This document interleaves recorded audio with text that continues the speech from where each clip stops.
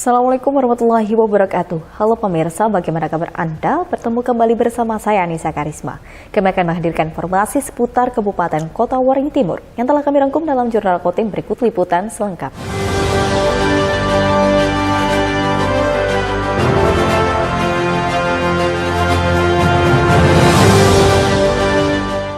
Pemirsa, sebuah bangunan bekas tempat usaha di Sampit, Kabupaten Kota Waringin Timur pada Selasa 20 September pagi ludes terbakar. Belum diketahui penyebab pasti kebakaran tersebut yang menghanguskan bangunan 11 tahun kosong tanpa aktivitas tersebut. Gumpalan asap hitam membumbung di atas sebuah bangunan bekas tempat usaha yang tengah terbakar. Peristiwa terjadi di Jalan Jenderal Sudirman Sampit, tepat di depan kantor Dewan Perwakilan Rakyat Daerah Kota Waringin Timur.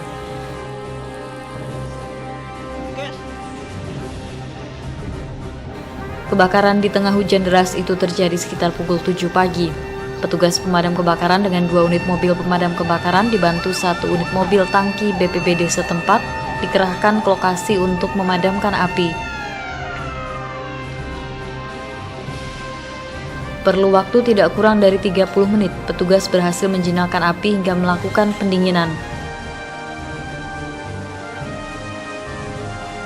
Sekretaris Dinas Pemadam Kebakaran dan Penyelamatan Kota Waringin Timur, Ati Maranini, mengatakan pihaknya belum mengetahui pasti penyebab kebakaran, apakah dari konsleting listrik atau hal lain, termasuk besaran kerugian yang dialami korban.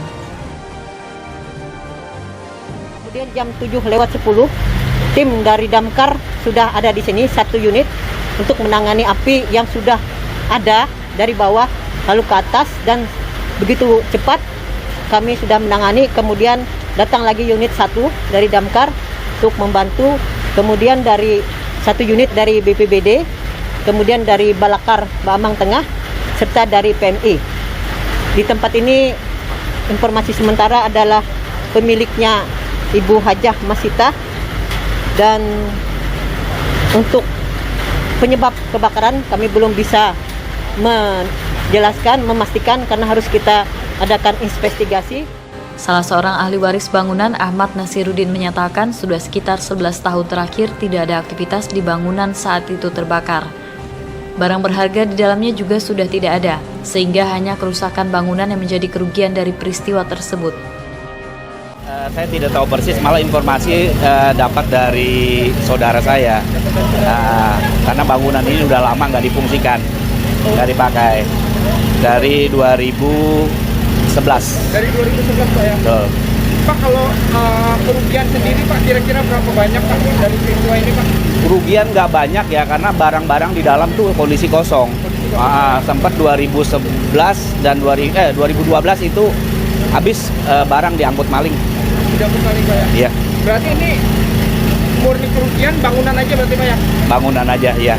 Bangunan aja. Barang-barang berharga nggak ada. Tidak ada korban jiwa dari peristiwa kebakaran yang terjadi. Kasus kebakaran yang penyebabnya belum diketahui tersebut kini telah ditangani oleh aparat kepolisian setempat. Masud Badarudin, Hayat TV.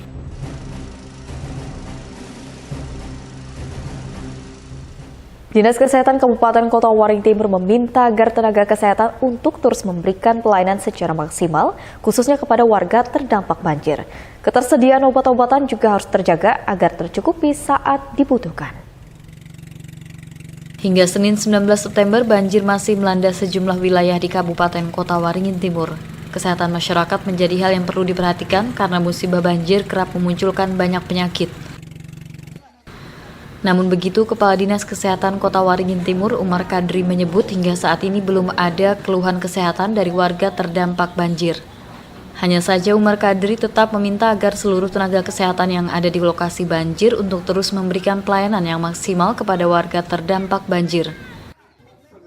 Para nakes juga diminta untuk terus siaga dan tidak meninggalkan lokasi banjir. Begitu pula dengan obat-obatan, pihak Dinas Kesehatan setempat tetap menjaga ketersediaannya selalu aman, sehingga dapat tercukupi saat dibutuhkan. Beberapa hari kita mulai memantau penyakitnya, kemudian yang terdampak, karena sampai saat ini kita masih belum ada keluhan masyarakat terkait dengan penyakit. Kami selalu siap siaga, baik terkait dengan tenaganya. Kami juga mengharapkan kepada teman-teman yang ada di lapangan agar tidak boleh meninggalkan tempat, tetap berada di tempat di lokasi banjir. Kemudian kami juga menyiapkan obat-obatan tercukupi, sehingga terkait dengan pelayanan ini yang kita maksimalkan untuk masyarakat Kabupaten Kutai Timur. Umar Kadri juga menghimbau kepada warga terutama di lokasi banjir untuk terus waspada, sebab penyakit seperti penyakit kulit, diare, serta ispa rawan menyerang korban banjir. Masud Badarudin, Hayat TV. Sementara itu, pemirsa, memperingati Hari Perhubungan Nasional tahun 2022 di Kabupaten Kota Waring Timur, digelar upacara di kawasan Pelabuhan Sampit. Momen ini dijadikan sebagai sarana untuk meningkatkan sinergitas antar insan transportasi yang ada. Upacara peringatan Hari Perhubungan Nasional tahun 2022 di Kota Waringin Timur dilaksanakan pada Senin 19 September pagi. Upacara dipimpin oleh Bupati Kota Waringin Timur Halikinur. Upacara diikuti oleh sejumlah insan transportasi yang ada mulai dari pemerintah Kota Waringin Timur, TNI dan Polri, KSOP, Bandara Sampit, Pelindo, serta penyedia jasa layanan transportasi lainnya. Bupati Kotim Halikinur mengatakan peringatan Harhubnas menjadi momen bersama dalam meningkatkan pelayanan kepada masyarakat dalam bidang transportasi. Dengan begitu, maka transportasi di Kota Waringin Timur bahkan Kalimantan Tengah baik laut, darat, dan udara dapat menjadi lebih aman dan lancar.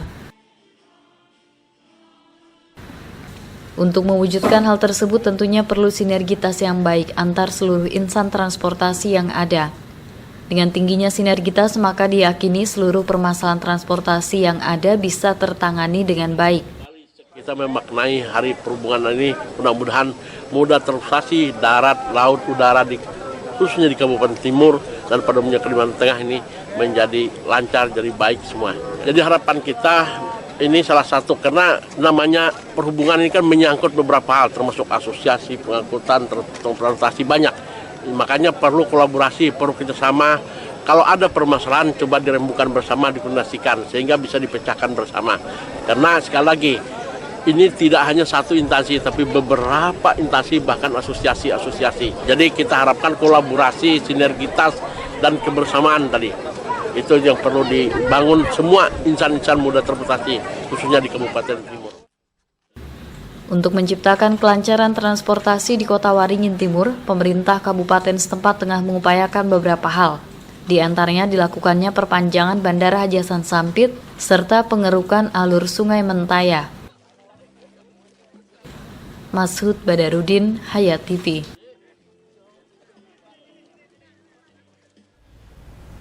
Naiknya harga bahan bakar minyak atau BBM berimbas pada moda transportasi laut yang terpaksa harus ikut menaikkan tarif tiket angkutan kapal. Kondisi itu, pemirsa, turut berdampak kepada turunnya animo masyarakat terhadap pengguna kapal laut. Kebijakan pemerintah dalam menaikkan harga bahan bakar minyak turut dirasakan dampaknya oleh penyedia jasa angkutan transportasi laut, seperti halnya PT Dharma Lautan Utama yang terpaksa harus menaikkan tarif tiket kapal. Manajer PT DLU Cabang Sampit Hendrik Sugiharto mengatakan, tarif tiket kapal angkutan penumpang dari dan ke Pelabuhan Sampit meningkat sekitar 12,5%.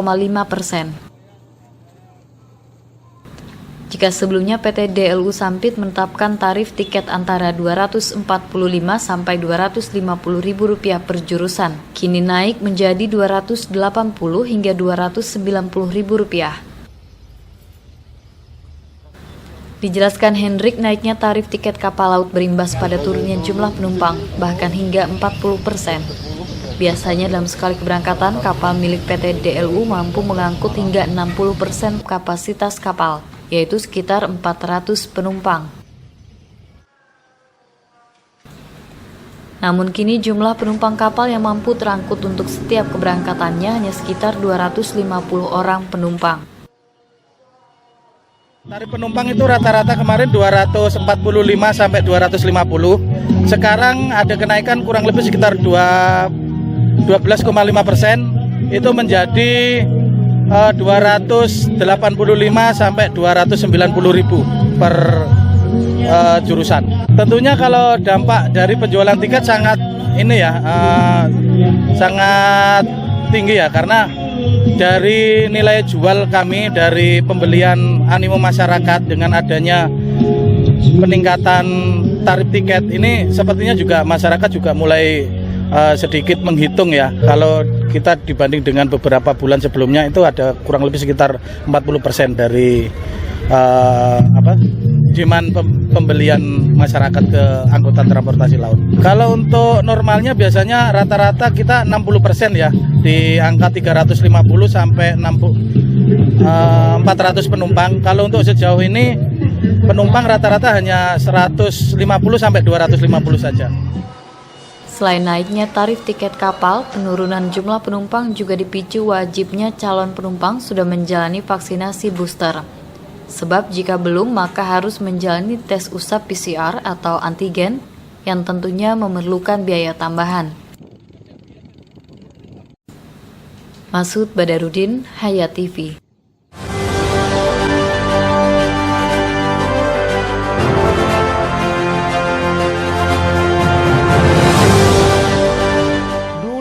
TV di rumah Inyong cuma jadi pajangan. Lah kepriben punya TV gambar nggak bisa ditonton. Bruwet sampai ganti TV, ganti kabel, ganti antena, pindah tempat. Tetep baik, bruwet. Maring sekarang sejak Inyong pakai TV digital, di rumah Inyong jadi rame terus. Gambar TV nggak semutan, suara jernih, celing. Pasangnya gampang, nggak pakai ribet. Ayo pakai TV digital aja, kelalen pasti celing.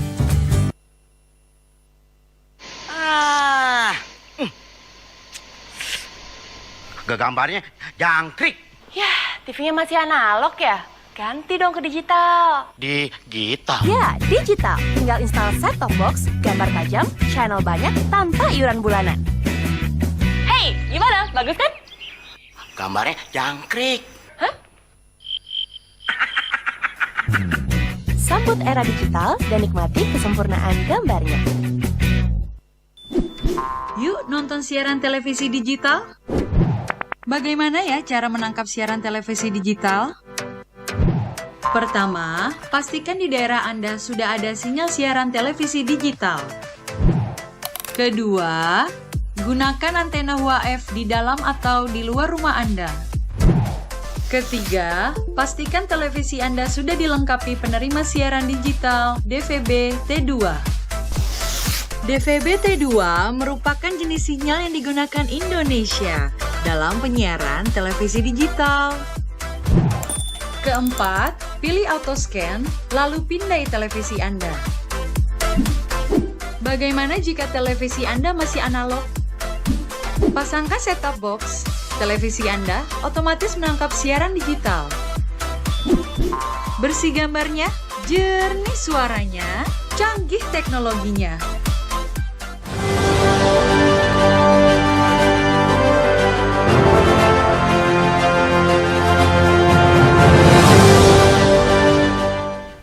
Dalam rangka Hari Perhubungan Nasional, Insan Perhubungan Kabupaten Kota Waringin Barat menggelar kegiatan Jalan Sehat berhadiah yang diselenggarakan di Kecamatan Kumai. Selain Insan Perhubungan, kegiatan tersebut juga diikuti ribuan masyarakat. Hari Perhubungan Nasional 2022 atau Harhubnas jatuh pada tanggal 17 September. Kementerian Perhubungan mengangkat tema Bangkit Maju Bersama. Tema ini diharapkan menjadi spirit kebangkitan jasa transportasi setelah 2 tahun menghadapi pandemi COVID-19. Tanggal 17 September mempunyai makna yang kuat bagi insan transportasi untuk merefleksikan pelaksanaan tugas di bidang perhubungan. Rangkaian kegiatan Harhubnas tahun 2022, Kantor Kesyamanan dan Otoritas Pelabuhan atau KSOP Kumai bekerjasama dengan insan maritim lainnya yang ada di Kota Waringin Barat mengadakan kegiatan Jalan Sehat. Acara Jalan Sehat yang ditandai dengan pelepasan peserta Jalan Sehat oleh Kepala KSOP Kumai Hari Suryanto pada hari Minggu 18 September 2022. Mereka berkumpul dan mulai berjalan dari Pelabuhan Panglima Utar Kumai, kemudian menyusuri Jalan Gerilya, Jalan Pelita, Jalan Masjid, serta Jalan Bahari, kemudian kembali ke titik kumpul di lokasi Pelabuhan Panglima Utar Kumai. insan maritim di Kota Waringin Barat mulai dari KSOP Pangkalan Bun, KSOP Kumai, Dinas Perhubungan Kabupaten Kobar, Pelni dan DLU Cabang Kumai, UPBU Iskandar Pangkalan Bun, Pelindo 3 Cabang Kumai, TNI dan Polri beserta ribuan masyarakat Kecamatan Kumai antusias mengikuti jalan sehat ini. Setelah jalan sehat berhadiah ini, seluruh peserta juga diajak untuk melakukan senam bersama dan dilanjutkan dengan pengundian puluhan hadiah menarik yang telah dipersiapkan panitia sebelumnya. Di antaranya sejumlah sepeda listrik, sepeda gunung, kulkas, mesin cuci, dan banyak hadiah menarik lainnya. Hal tersebut membuat masyarakat Kumai lebih bersemangat untuk mengikuti jalan sehat. KSOP Kumai melaksanakan kegiatan ini dalam rangka Hari Perhubungan Nasional tahun 2022, yaitu memperingati dengan melaksanakan gerak jalan sehat. Itu yang dilaksanakan kami. Kita melaksanakan Anjang Sana ke Pati Asuhan. Kemudian pada tanggal 17 kemarin kita juga melaksanakan upacara bendera. Ya, istilah kita sudah Hari Perhubungan ini kita bangkit maju bersama. Karena sudah 3 tahun kita tidak melaksanakan kegiatan, alhamdulillah masuk ke 3 tahun ini kita masa pandemi sudah mulai berkurang. Jadi kita untuk untuk masyarakat Kumai supaya bisa bersatu, lagu untuk teman-teman insan maritim. Kegiatan ini patut mendapat apresiasi karena seluruh insan maritim Kobar terlihat ada jiwa kebersamaan dalam menggelar sejumlah rangkaian Harhubnas dengan meriah, serta melibatkan ribuan masyarakat Kota Waringin Barat terkhusus masyarakat Kecamatan Kumai. Hari Perhubungan Nasional atau Harhubnas menjadi momentum segenap insan perhubungan untuk terus berkarya dan bekerja bersama membangun bangsa. Sejalan dengan tujuan pendirian Negara Kesatuan Republik Indonesia, seperti yang tercantum dalam alinea keempat pembukaan Undang-Undang Dasar 1945. Jamri, SBTV. Hari Perhubungan Nasional tahun 2022, bangkit maju! Tak hanya itu pemirsa, sebagai bentuk kepedulian Pemkab Kota Waringin Barat terhadap musibah banjir yang terjadi, Pemkab yang dipimpin PJ Bupati melakukan penyerahan bantuan sosial kepada warga yang berada di beberapa lokasi seperti di Kelurahan Baru, Kelurahan Mendawai, Kecamatan Arut Selatan.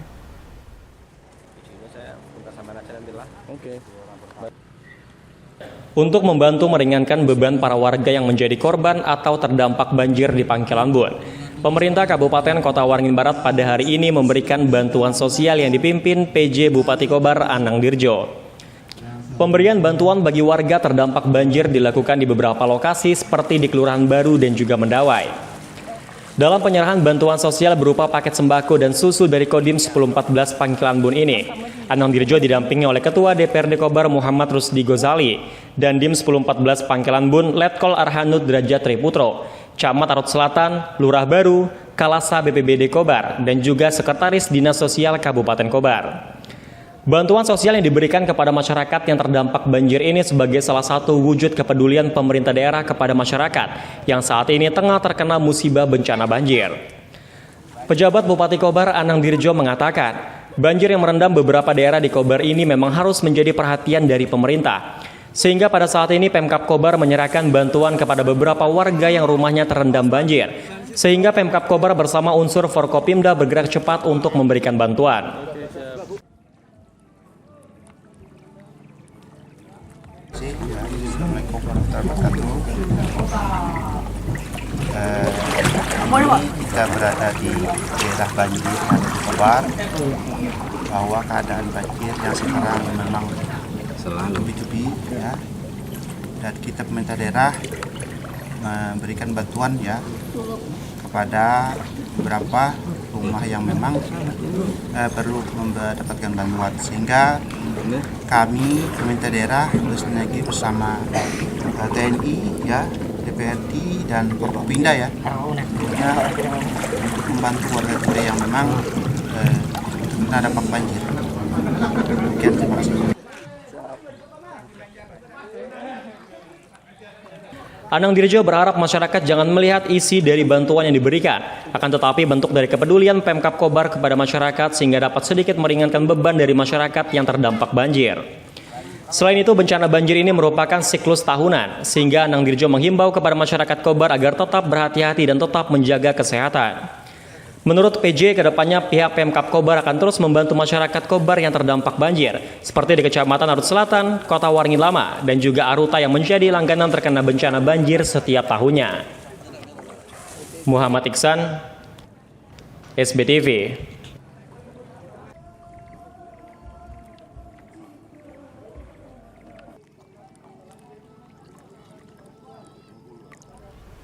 Demikian pemirsa liputan Jurnal Kotim yang telah kami sampaikan. Berita tadi sekaligus menutup perjumpaan kita pada hari ini. Saya Anissa Karisma mohon undur diri dari hadapan Anda dan mewakili seluruh jajaran yang bertugas. Akhir kata, wassalamualaikum warahmatullahi wabarakatuh dan sampai jumpa.